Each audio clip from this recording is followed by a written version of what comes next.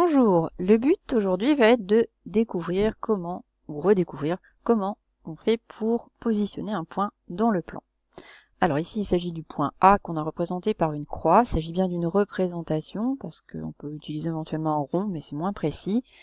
Mais un point n'a pas de dimension, il sert juste à indiquer une position en mathématiques. Donc ici pour le positionner, on va, comme vous l'avez vu au collège, introduire deux droites.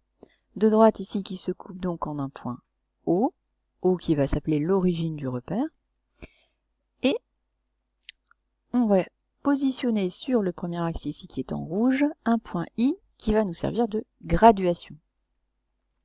On va tracer ensuite des parallèles à l'axe bleu passant par I, et j'ai choisi d'évoluer avec un pas OI, d'unité donc la distance OI.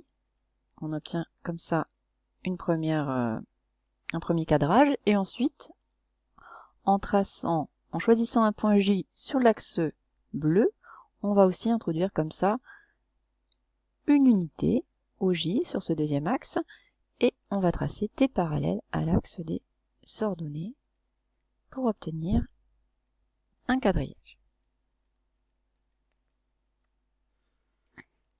Maintenant, ce premier axe, un peu de vocabulaire, l'axe rouge s'appelle l'axe des abscisses ou axe des X, tandis que l'axe bleu s'appelle l'axe des ordonnées, on dit aussi axe des Y.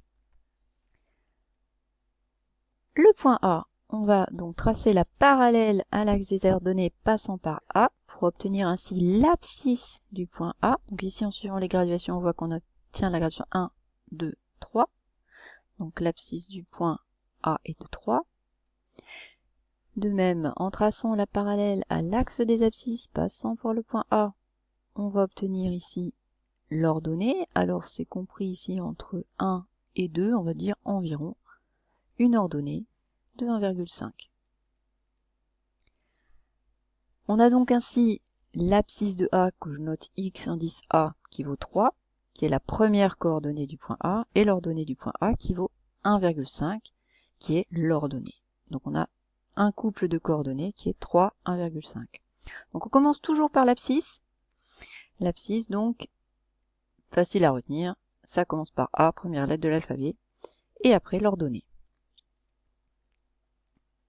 Alors vous voyez, on ajoute en même temps une petite flèche ici pour indiquer le sens croissant sur l'axe des abscisses, parce que quand on va de l'autre côté du point O, de même pour Y, pardon, là-haut, on indique aussi le sens croissant. Ainsi, quand on se déplace de l'autre côté du point O, on obtient les graduations -1, -2, -3. De même, en ordonnée, vous aurez -1, etc.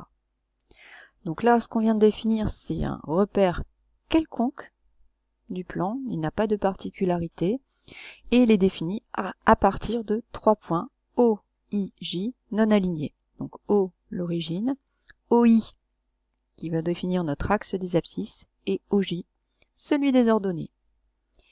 Voilà pour le repère quelconque.